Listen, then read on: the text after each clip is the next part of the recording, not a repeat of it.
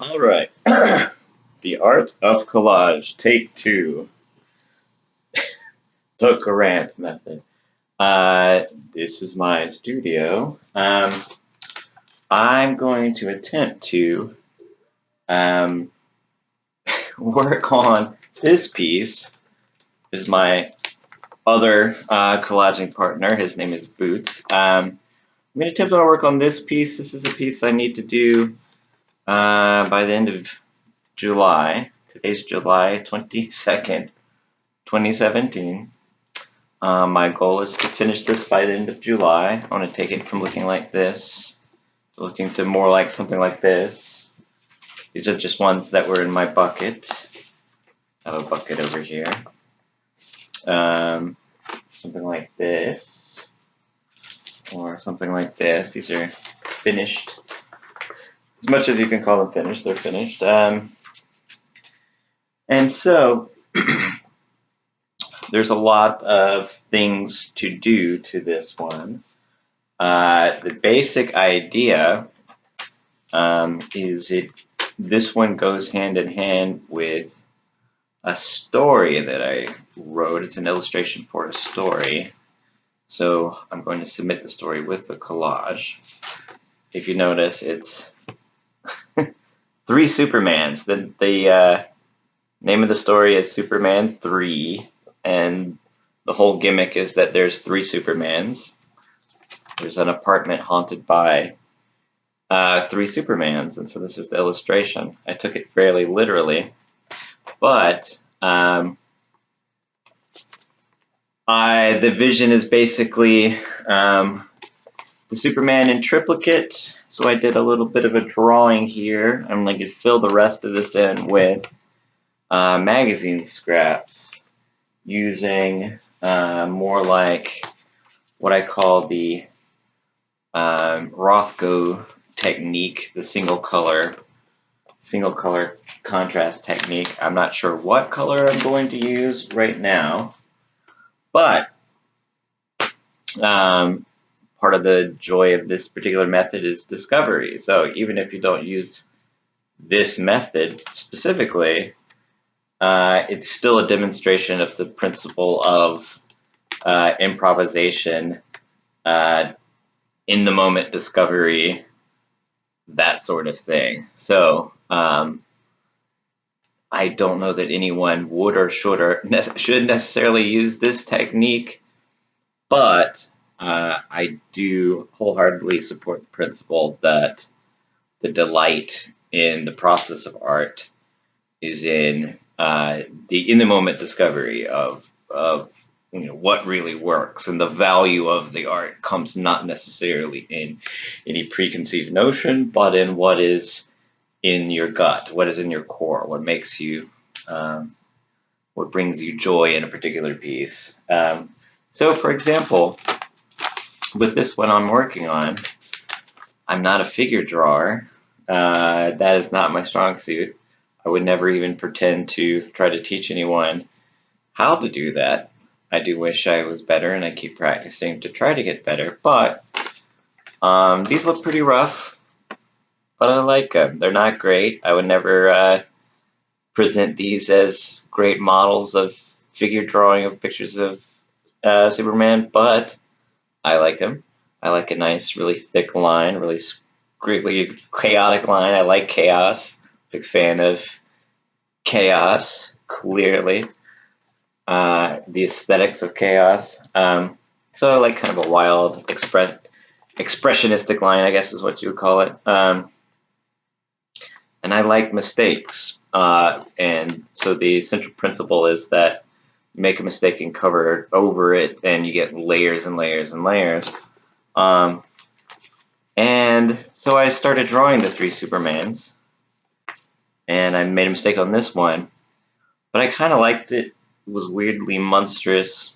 The gimmick of the story is that it's a haunted house story, but the ghosts are 3 Supermans. And this one started to look a bit more ghostly, and I kind of liked it, but it was a bit too on point, so I was a bit iffy. I kind of was pulled one way or the other about whether or not to just lean into the to bad drawing, but to lean into the bad drawing and own it, which is kind of my watchword. But so I decided to kind of keep it there in the background. But that's the core, and I want to try to fill in the spaces around it and try to find a good color. And so my method, and it's not really a method that I would recommend anyone necessarily using, but the principle is there, is that I search for colors that really work. And if they really work, if I discover something in the moment, I'll use it. And it's really a matter of just what will work. Not necessarily, color theory concepts, although that stuff is great. It's really a spectrum, understanding of color theory versus what does your gut tell you is a good color in the moment. Everybody's somewhere on that spectrum. I'm much more in the gut of the moment. It's one reason I'm wearing my Black Mountain College shirt. Just that it's one of the principles of Black Mountain College. I can yammer on and on about that. But the self-discovery of the process of actually doing. If I were to ever pretend like I could teach art, I would say the way you learn how to do it is by doing it as much as possible and trusting your gut. And in fiction, which is my actual field, that's the sort of principle that guides me, and my heroes being people like Artaud and Jack Kerouac. Hold that thought. Here's it. Speaking of Artaud, here's a piece I did dedicated to Artaud, one of my heroes. He said, the problem with theater is literature, just basically meaning subordination to abstraction, which I would say is one of the key driving principles of that drives me, which is, I think, is slightly more significant than just the method itself, which is a good method to use. I would say it's good practice, but the principle behind it, I think, is a bit more enlightening. The idea that literature shouldn't be subordinated to abstraction, and in art terms, that would be two different types of abstraction. One abstraction is the the gut level instinct, and Artaud was very much in support of that. Just in theater, the actor discovering in the moment of performance, what is in their gut, in their soul, that really drives them, versus concepts, overarching abstract concepts.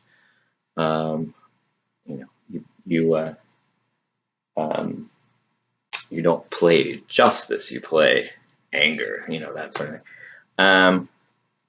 But anyway, that being said, my basic method then is I usually have a mess, which is much better for me to work with a mess.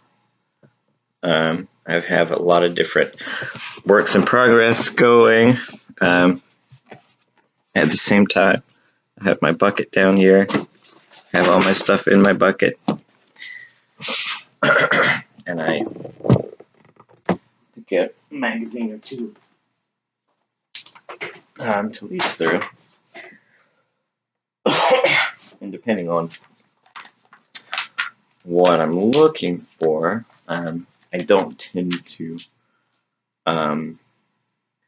limit myself in my planning. It's harder in collaging from magazines.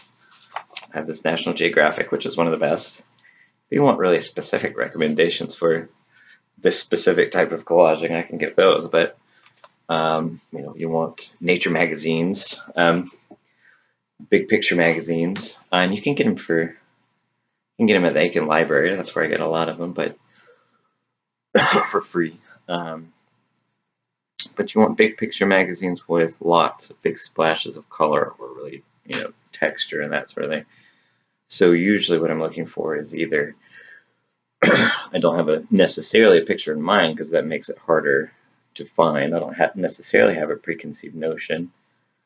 It makes it harder than just pure discovery. This is one reason it's farther on the spectrum of pure chaotic discovery, because having plans, having, if I wanted to make a political argument or something like that, it would be harder to just force the magazines to give that to me. Whereas if you just, flip through and you discover something, that's much, much more delightful. Very pretty sort of texture right here, very interesting, compelling pictures. I haven't really looked through this one. I used one page of this one already. Lots of animal pictures, different interesting textures here. You could do something with that. National Geographic is a bit of a challenge because the pictures are intrinsically beautiful in and of themselves, and you really have to give credit to the photographer, and so I tend to try to avoid just taking pictures where the photographer is really responsible for how beautiful it is. Like,